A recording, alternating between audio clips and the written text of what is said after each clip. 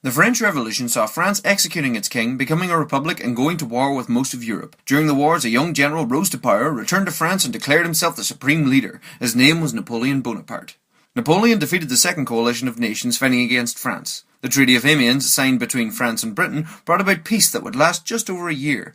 During the war, France had reformed and annexed many countries, creating regimes friendly to France. The Dutch Republic was turned into a puppet state, the Batavian Republic. Various Italian republics were set up, and Switzerland was reformed into the Helvetic Republic. As part of the Treaty of Amiens, Britain was to leave Malta, Egypt, and Cape Colony. Napoleon trying to clamp down on British imperialism. They hesitated as Napoleon seemed to not be fulfilling his ends of the bargain. In 1802, the Swiss people rose up against the new government and Napoleon's troops occupied Switzerland. Other countries looked on as Napoleon interfered with foreign affairs. Britain was especially worried that Napoleon might be up to no good. Britain had sent orders to leave Cape Colony, but when they saw the French occupy Switzerland, they sent the troops back and guard against the French. Napoleon told Britain to stay out of European affairs as he reorganised things and told the British government to stop its media portraying him poorly. He moved forces across the Atlantic to Haiti and French Louisiana, which he'd won back from Spain in 1800.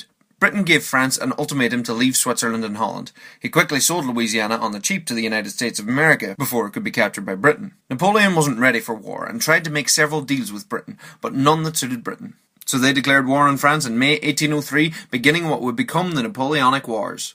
Britain blockaded France, but sat in constant threat of French invasion. In 1804, the French Senate declared Napoleon Emperor, creating a title he could pass on to an heir, to stop France falling under a king, or even worse, the Jacobins, and thus began the French Empire. In 1805, Britain and Russia joined together to oust France from Netherlands and Switzerland.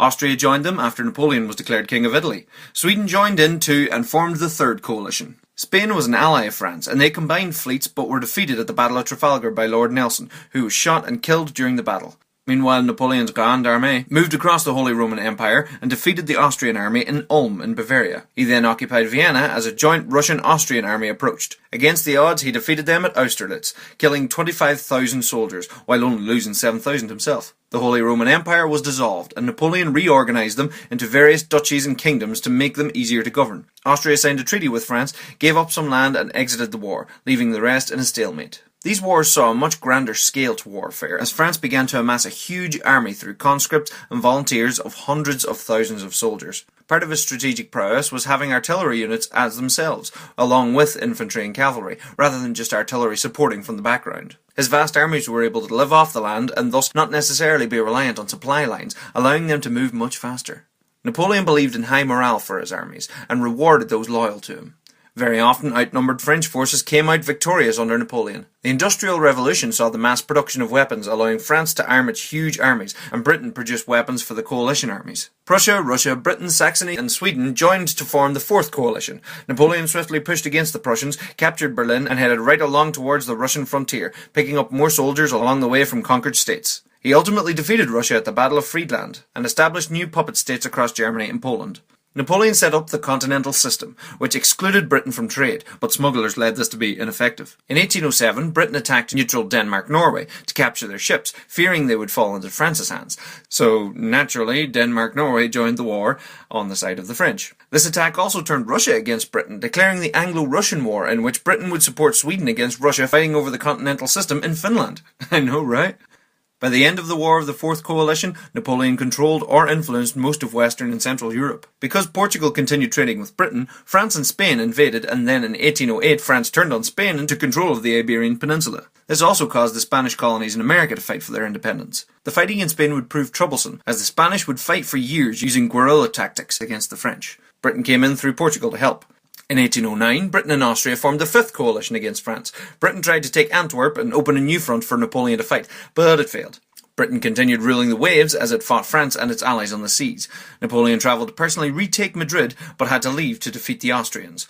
Without him, the French army would ultimately be defeated by the Spanish, Portuguese and British led by Sir Arthur Wellesley, who'd later become the Duke of Wellington. Napoleon rushed into Austria to cross the Danube and suffered his first major tactical defeat at the Battle of Aspern-Essling, but the Austrians couldn't follow it up and Napoleon defeated them at Wagram. Napoleon negotiated harsh terms with Austria in Vienna, ceding loads of lands to other nations. Napoleon narrowly escaped an assassination attempt by a German nationalist. In 1810, Napoleon divorced his wife Josephine and married an Austrian archduchess to secure relations with Austria and hopefully produce an heir. He had already made many of his relatives kings and rulers of his conquered lands.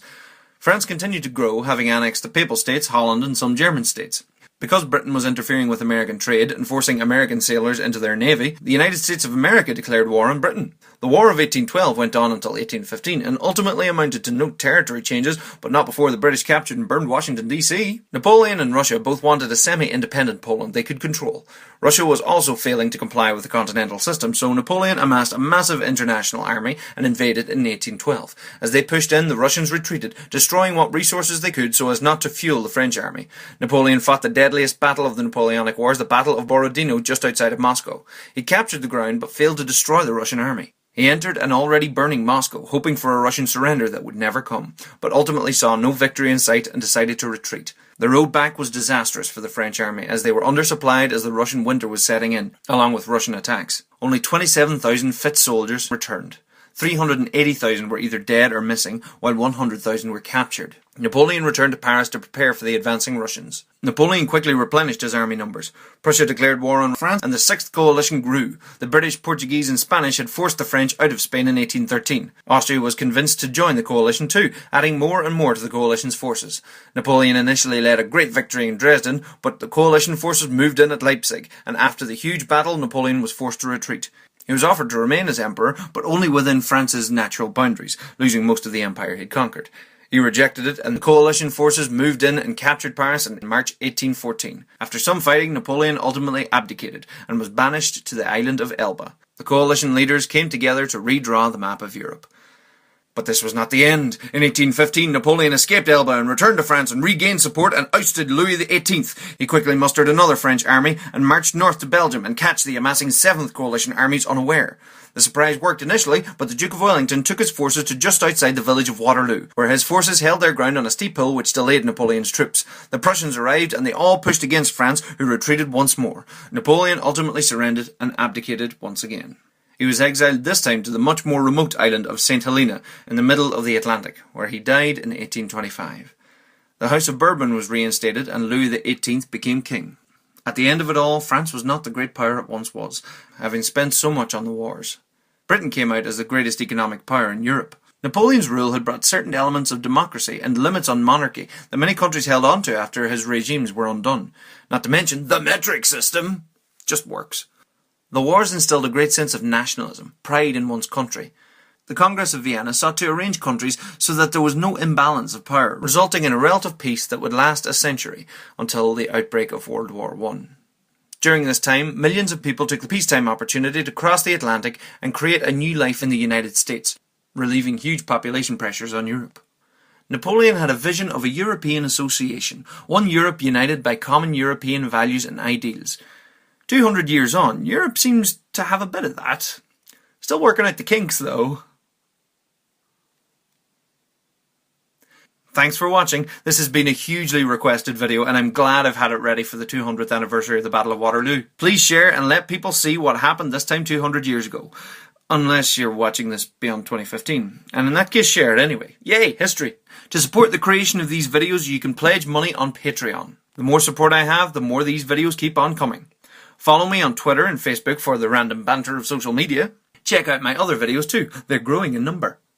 Thanks again for watching. Please subscribe.